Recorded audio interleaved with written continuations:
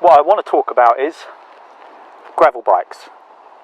Is that the right term? Gravel bikes? Adventure bikes. Oh, it's a cyclocross, gravel, adventure, that kind of bike. I have a couple of main requirements. Firstly, 2 absolute essentials and 1 preference that isn't a total necessity. First essential, hydraulic disc brakes. Second essential, SRAM or the Shimano single chainring group set. So the Rival, Force, SRAM 8 1x group sets are absolutely ideal. And thirdly, this is the one that's a preference but not an essential, a titanium frame. I have bought what I think is one of the bargain bikes, certainly the ones I was looking at for this type of bike. It's a Tempest V3 titanium SRAM Force gravel bike. It's 1700 quid, which obviously is not money to be sniffed at, but for a titanium SRAM Force hydraulic disc brake, that was too good to turn down. I'm patiently, well, not very patiently, waiting for that to arrive. I thought it was going to come yesterday. Apparently they've had a delay on the headset. Look what I got. Ta-da! Good morning, good afternoon, good evening. Welcome to What's Up 293 and my 6-month review of the PlanetX Tempest V3 SRAM Force 1 gravel bike. I've come on one of my favourite routes, stopped to see the llamas. From the stances, can you guess which one is Shane GP Llama? Anyway, this is going to be hopefully quite an in-depth, detailed review of my PlanetX Tempest over the last 6 months. I'm going to try and answer quite a lot of the questions that I've had put to me in other videos. But if you're not interested in watching this whole movie, documentary, I will give you a quick spoiler. It's pretty freaking good. It's not without its flaws, but straight out of the box, it's pretty freaking good.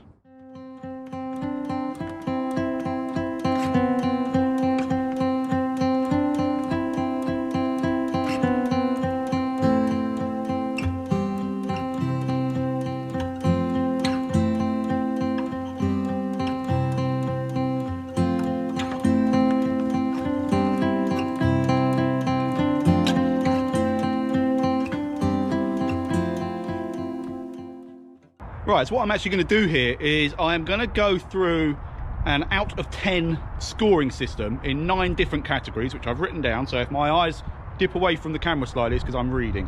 We're basically going to go from the service from PlanetX at the time of ordering, the weight of the bike, the looks, the comfort, the versatility, overall quality, handling, value, and grin factor. So we'll see how well it does before and after the upgrades that I've made, of which there have been quite a few. But obviously, the main review is about the bike as it comes straight out of the box from the factory.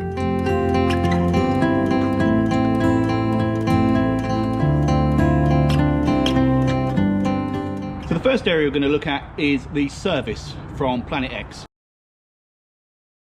And I've got to say, we're not starting off on a particularly good foot. The bike at the time of ordering it was showing as a 4-day wait time to be built. So obviously then I expected maybe another day or 2 for the build to be complete and for the bike to be shipped.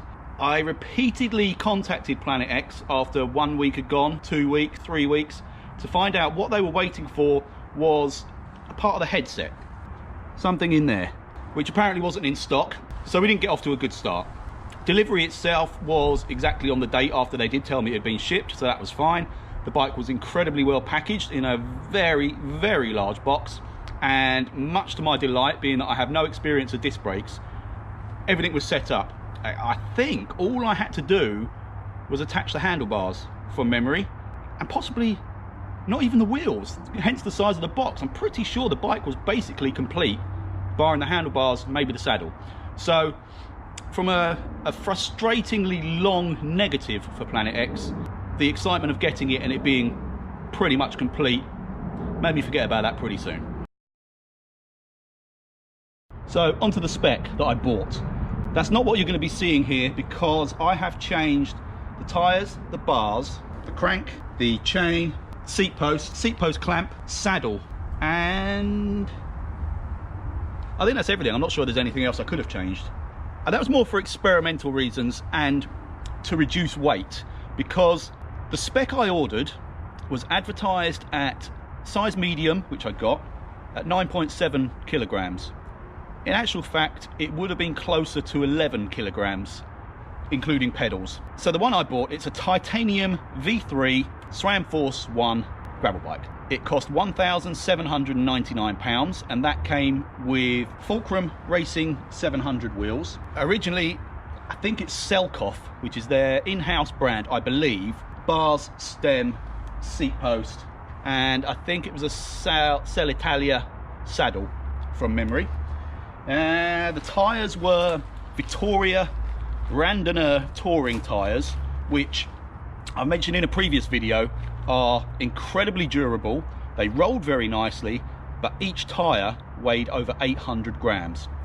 I've switched those out, as you can see, for the Panaracer GravelKings, which weigh 400 grams each. But I'll go into that in more detail in a moment. So let's now break this down more specifically, and we will start with the heart and soul of the bike, which is of course this gorgeous titanium frame.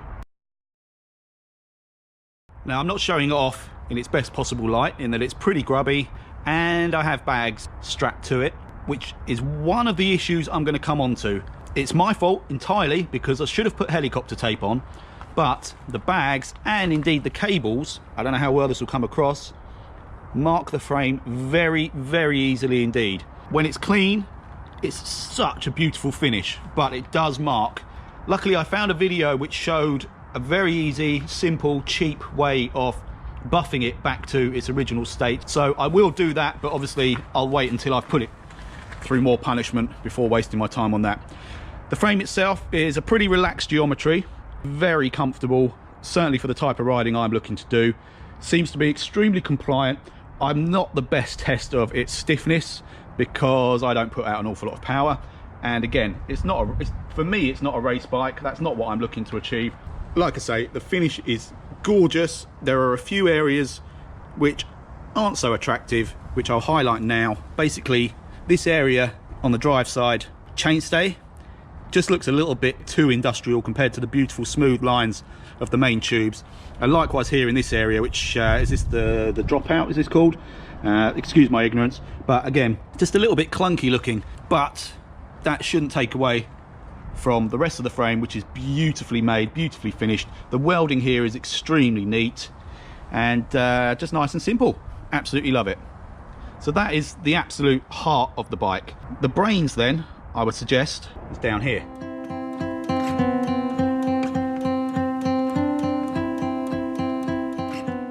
So this is the SRAM Force 1x11 group set. As you'll see, I have changed the chain set. Not that there was anything particularly wrong with the existing chain set. In actual fact, there was nothing wrong with it at all. It looked very nice and it performed perfectly. But I was looking to reduce the size of the chain to a 42 tooth. A 40 tooth from a 42. And I thought I'd scratch an itch at the same time and upgrade to an absolute black oval chainring. I couldn't tell you whether I found any major differences or advantages for the oval shape in terms of climbing, but there are certainly no disadvantages. It looks incredible, saved a bit of weight, and runs beautifully smoothly, so I am absolutely as happy as a pig in poo. Controlling the gears and the braking, we have the SRAM Force carbon levers, which work beautifully.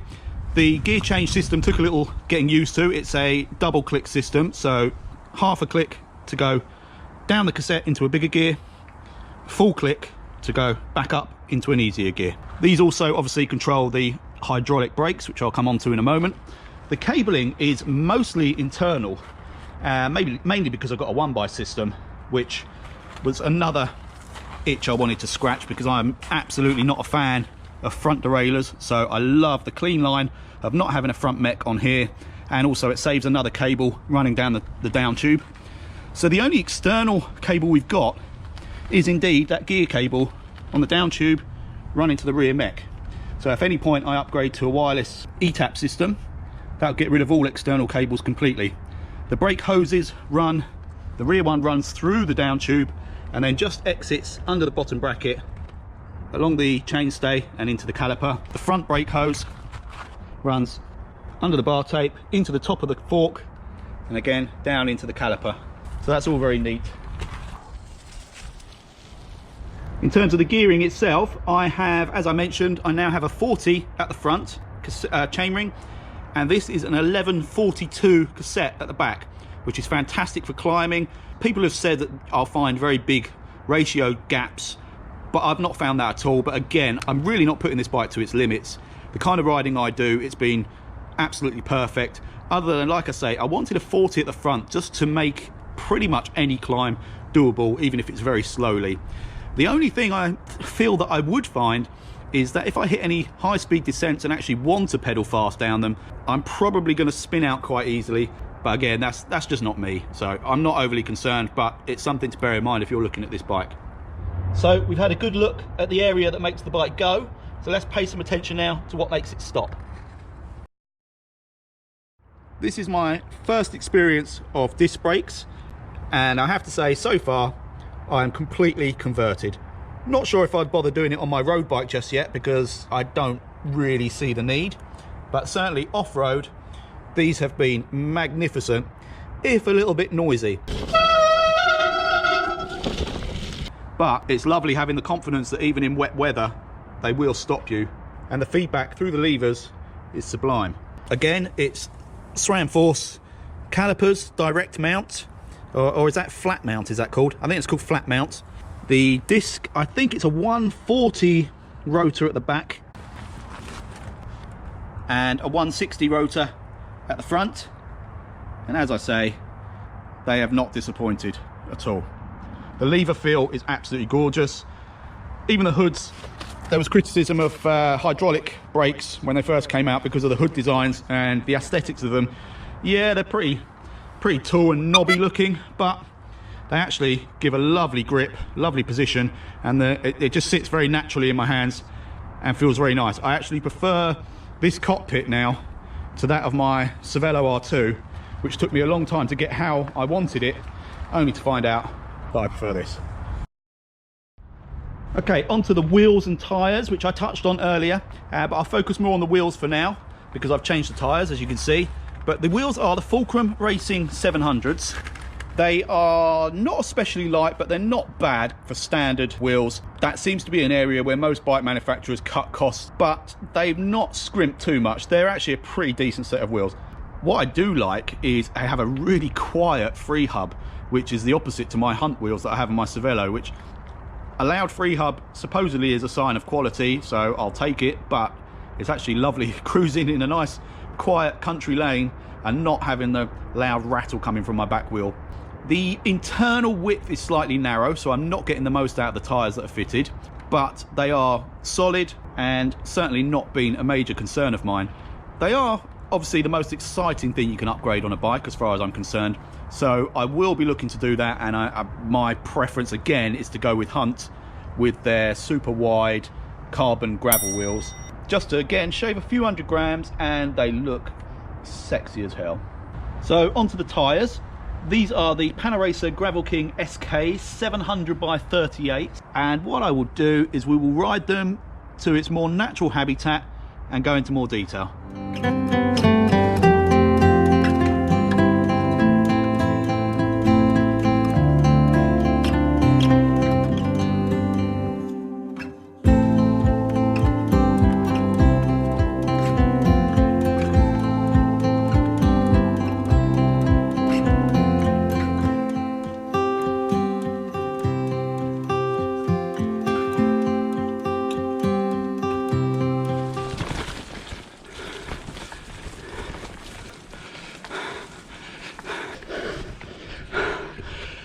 Right, this isn't exactly what the tyres were for.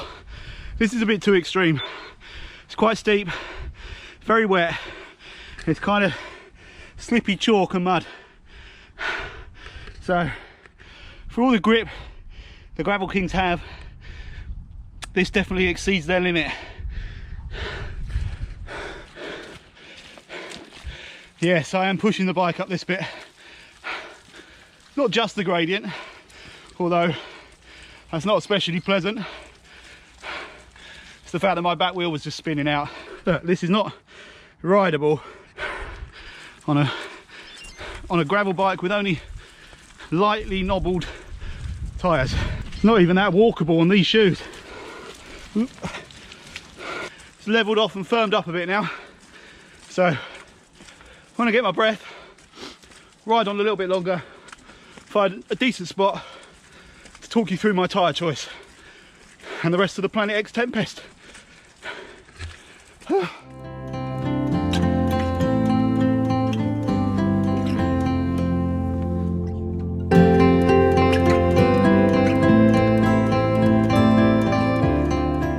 Okay, I've made it up the slipperiest climb in Surrey. What a day for it. I've come out of the woods to be greeted by this. It's the something of January, 3rd, 4th, and it looks like that. It's actually not even that cold now that I'm out of the wind. Anyway, tyres. Right, they now look more like I expect them to look on most of my rides because we've been through the natural terrain of the GravelKing, Panaracer GravelKing SK tyres. So that is what they now look like, caped in gunk and crap, if you can see beyond my shadows from that very bright sun. So that's the reason for choosing these, basically. As much as saving 400 grams per tyre over the standard Vittorias, I also wanted this extra knobbliness for dealing with specifically this kind of surface. Not at all the wet slippy mud that I was just riding up.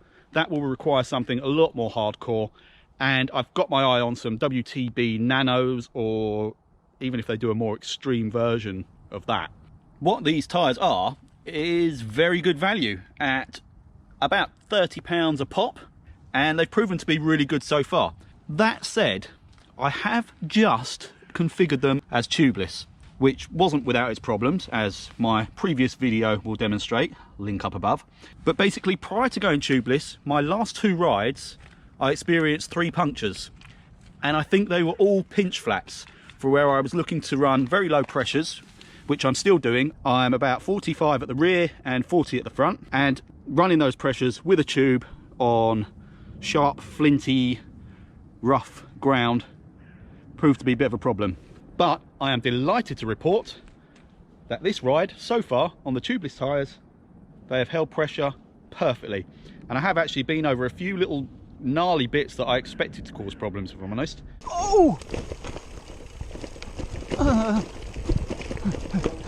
One word of warning: if you buy a bike from a bike shop and everything is tubeless ready, but they actually provide the bike with inner tubes, don't assume that the rim tape is set up properly and you can just put some gunk in and pump it up and away you go. That absolutely wasn't the case with this. The rim tape wasn't installed correctly, so I wasted a lot of time pumping, repumping, filling with goop, taking them back off again before I realised I had to strip the rim tape off and put brand new rim tape on myself. So yeah, just a little bit of consumer advice for you.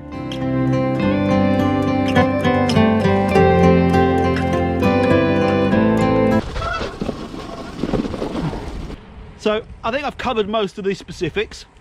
So let's talk about the Tempest as a complete package. It has one very clear trump card, and that is its comfort. Long distance comfort in particular. It just is so smooth, and I attribute most of that to the frame, and that smoothness eliminates fatigue. I'm absolutely convinced of it. It's just an absolute pleasure to ride over pretty much any distance.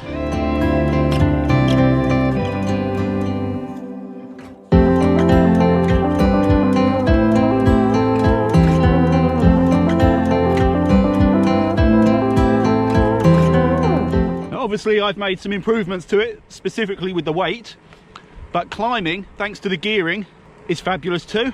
Very comfortable. I'm struggling today because I've been off the bike for so long, so my lungs and my legs are really feeling it. But especially with the 40-tooth chainring at the front, I had no problem just popping it down into its easiest gear and spinning up the sharper ascents. So as a climber's bike, obviously I would advise trying to shed some weight. Most of it can be attributed to the standard finishing kit. The seat post was extremely heavy, as was the stem, the handlebars and the saddle, but I'll go into my upgrades in a moment. But climbing on the whole, surprisingly good. You don't mind being on film, do you? You're gonna be all over the YouTube later. All right. Hair and makeup's just back there.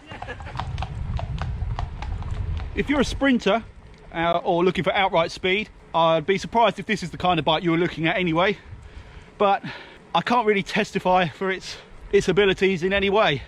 I'm absolutely not a sprinter.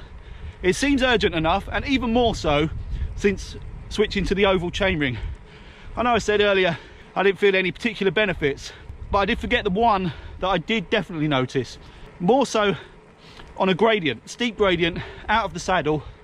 Every pedal stroke does seem just to be slightly more urgent and almost work like a lever, just pushing the bike further ahead of you with the pedal stroke, if that makes any sense.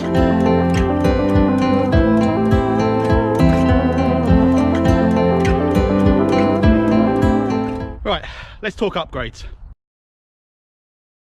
I mentioned it earlier, the standard finishing kit, bulky, pretty ugly as well, and I've upgraded basically everything barring the heart and brains of this bike, which is the frame and the group set. So we will start at the front and work our way back and down. So I started with the bars. The original Selkoff bars, they were very comfortable and they have a lovely flare to them, which these ones do, but these are a lot lighter, slightly narrower, which I prefer, and just a fair bit sexier, let's be honest. You can't really see through my graffitied handlebar bag, or drone sack as it is now known, but these are the Deda, what are they? Deda Gravel 100s, I think. That gives you a better idea of the flare with the drops, but more importantly for me, the angle at which it sits the hoods. I spend nearly all of my time riding in the hoods, and that tilted inwards angle I find really comfortable. So those are the bars. They saved, I can't remember exactly how much weight, but I'm sure I did a Haribo weight test or something similar, so I'll pop a picture up now. There we go. I will weigh the whole bike as well and show you that, but obviously I didn't bring my scales with me, so that'll have to be saved for another time. I have a rough idea of what it weighs now. This Deda Zero100 stem actually came from one of my other bikes. So some of these upgrades I brought, some of them I've moved over from other bikes. Again, that really was just weight saving. I don't see any other benefits from that at all, but it looks nicer and saved weight, and obviously it matches the rest of the finishing kit being Deda, which you'll notice I've gone for pretty much everywhere. I also bought probably the sexiest thing on this bike is these sort of oil slick titanium anodized bolts, which I've put on the side of the headset, sorry, the side of the stem, and on the stem clamp at the front. Tiny detail, but I absolutely love them. Bar tape, that was a big issue actually, and you'll probably see from here I have now possibly got the fattest bar tape on any road bars. The standard PlanetX bar tape was very thin polystyrene, gave no cushioning.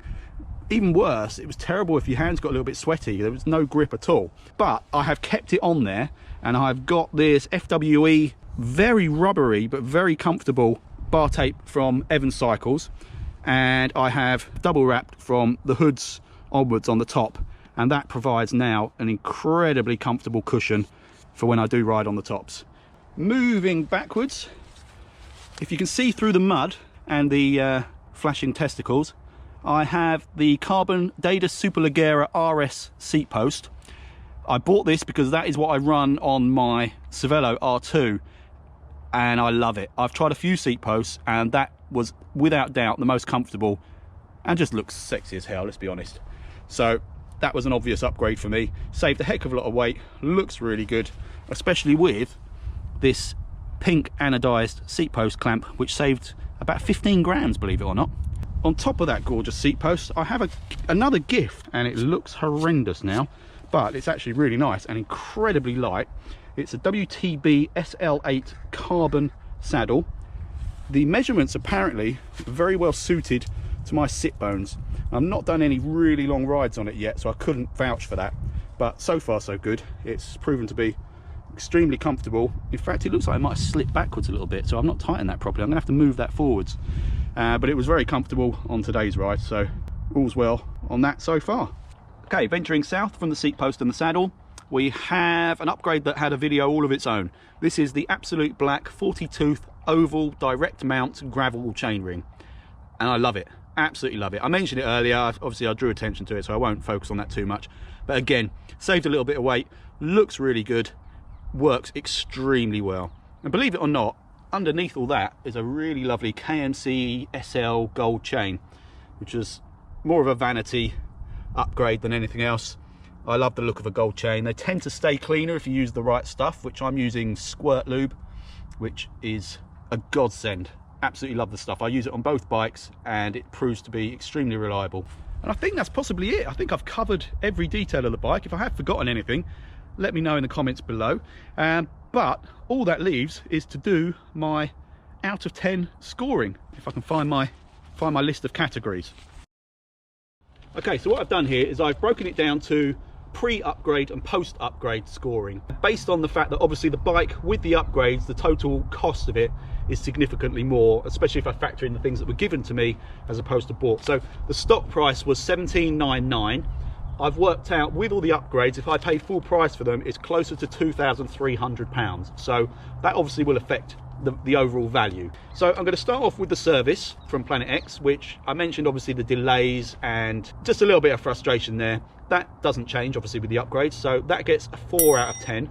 Next, onto the weight. Again, not as advertised. It came in, like I said, I think it was like 10.8, 10.7, 10.8 kilograms, as opposed to the 9.5 to 9.7 I was expecting. Incidentally, I think I'm now very nearly at the 9 kilogram dead mark, including pedals, bottle cages and a computer mount. But weight out of the box, I'm going to say 6 out of 10. It's not a monster, but that's more to do with the disappointment that it wasn't quite as advertised. Looks, 8 out of 10 out of the box. The frame, the group set, everything looked beautiful, barring, like I say, some of the decals on the finishing kit. And the Vittoria tyres are pretty ugly as well. They've got a sort of reflective stripe around them, which, yeah, so it's a personal thing, but you know, looks is all subjective. But for me, it was an 8 out of 10. Comfort, 9 out of 10. The most comfortable bike I've ever ridden. Absolutely love it. Versatility, I gave it a 7.5 prior to all the upgrades because it was very comfortable everywhere, worked everywhere, but struggled more on the gravel and particularly sort of looser, softer mud than I was expecting. Most of that was attributed to the original tyres, but again, this is more to do with my expectations versus the reality of when I got it. So I've given that a 7.5 out of 10. Quality, in terms of components and build, I've given it standard a 7. Nearly all of that is the frame and the group set, because like I say, the tyres, I mean, they're bomb-proof, but they were heavy and cheap. The finishing kit was extraordinarily heavy, and just little details, as I mentioned in the frame, some of the sort of industrial routes taken here, maybe there's a very good reason for that, but that kind of let it down slightly. And these little clips that hold the cables in are horrendous, one of which I've replaced with a cable tie because I've lost it 3 or 4 times. But in terms of the general build quality of the frame itself, the quality of the SRAM Force stuff is phenomenal, which keeps the average up at a 7. General handling, it's a bike built for comfort. It's not a speed demon, but it handles very comfortably. It's very confidence inspiring off-road, particularly since the tyres, but obviously I want to sort of concentrate more on how it came out of the box. It handles nicely. It's very neutral, certainly nothing scary. Even going relatively fast on a descent, there's nothing to be overly concerned by. You feel comfortable, you feel planted. I'm not the best person to test the extremes of bike handling, but certainly no complaints from here. So that's a 7.5. Value out of the box, 9 out of 10. For $17.99 for a titanium frame, carbon monocoque fork, SRAM Force 1x, disc brake, regardless of all the other finishing kit bits. This is why the finishing kit was crap, because I had to try and make some money somewhere. That to me represents incredible value. So 9 out of 10 for that. And grin factor. Now this is a totally subjective category, but I love riding it. More so even than my Cervelo, which I feel bad saying and never thought I would say, because I'm totally smitten with my Cervelo. But this is my go-to bike at the moment. Maybe because we're in winter months and the type of riding I'm doing, but it brings a smile to my face every time I ride it. It is so enjoyable. Straight out of the box with all the original kit, the original tyres. My first ride, absolutely loved it, and it's only got better since making the upgrades. But anyway, I make that 67 out of a possible 90 straight out of the box, which is respectable. Now if you're still here and you're still watching this, well done for persevering. I'm going to run through the same scores, but after having made the upgrades. So service is the same, 4, not affected by anything else. Weight, I've given it, it was a 6, it's now an 8. The changes I've made, like I say, I've taken the best part of 2 kilograms off this bike, probably 1.5 kilograms at least off the weight of this bike. So weight wise, vastly improved. Looks 9.5 from an 8. Mainly the tyres, love the look of them, and secondly the oval chainring, absolutely stunning. Comfort, that's not really changed. I'm not going to add in the new saddle because I haven't enough experience of that yet. So it had a 9, it's still a 9. I've not changed much. The bars are more comfortable because of the bar tape. Like I say, the saddle, running tubelessly, I'm running the same pressure as I did with the tubes in, so I'm not really feeling any benefits of that yet. That's mainly out of nerves of my first ride tubeless, so I've stuck with what I know. So comfort doesn't really change. 9 out of 9, 9 out of 10. Versatility, that was a 7.5, that is now a 9. Again, mainly because of the tyres. They deal so much better with the mud and the loose stuff than the Vittoria Randonneurs did. Still not full-on mountain bike ready, but do a much better job. Quality, that's gone from a 7 to a 9, mainly because of the changes to the finishing kit. I now have sublime quality saddle, seat post, stem, bars, crank. The crank was fine anyway, but this is now really beautiful, top quality stuff. So that now goes up to a 9 from a 7. Handling hasn't changed much. I've given it an 8 instead of a 7.5. Again, the tyres probably are the only really contributing factor to that. Grim factor, that's gone up just because, I mean, look at it. It's gone from a 9 to a 9.5 because, again, there's not much I could do to this to make it more appealing to me. Grin factor, 9.5. And the value's gone down 1 notch to 8 from 9, purely just because of the money spent on these upgrades.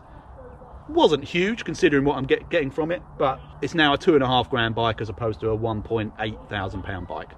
So there we are. Unless my maths has gone horribly wrong, I make that 74 out of 90, an improvement of 7 points. Was it worth it for the extra money?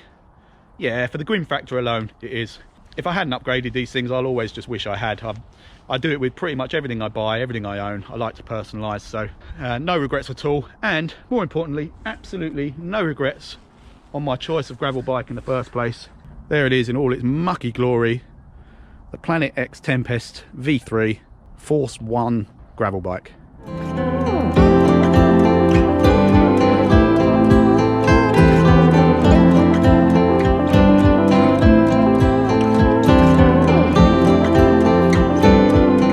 That was so cool. That group of horse riders that I passed just caught up with me, and the guy at the front asked me to put in the channel onto his YouTube on his phone. So I found our channel, quickly subscribed for him, forced the other 6 or 7 all to subscribe, so I'm expecting a whole bunch of subscribers by the time I get home. But that's lovely to see locals showing an interest in what you're doing. If you are watching this, sorry I don't know your names, but it was lovely to meet you all. And I hope you enjoy the channel. Anyway, I think I'm done. I'm pretty sure I covered everything. Again, let me know if I haven't. I'll wrap up just by saying I have no doubt anybody that chooses this bike as a very affordable, long-term gravel bike, you will not be disappointed. This is not a sponsored video in any way, but I'm just a huge fan and very pleased with my purchase. And I'm sure you would be. Just finally, for any smart asses out there that want to comment that my outfit changed in some of the footage, this is the second time I filmed this, so some of the shots, particularly the drone shots, were from my first failed attempt. So there you go, I've just spoiled your fun. Anyway, I've just joined a very busy dual carriageway, so time to put the camera away. Thank you very much for watching. Please remember to like, subscribe, comment, share, all those things. And I'll see you on the next one.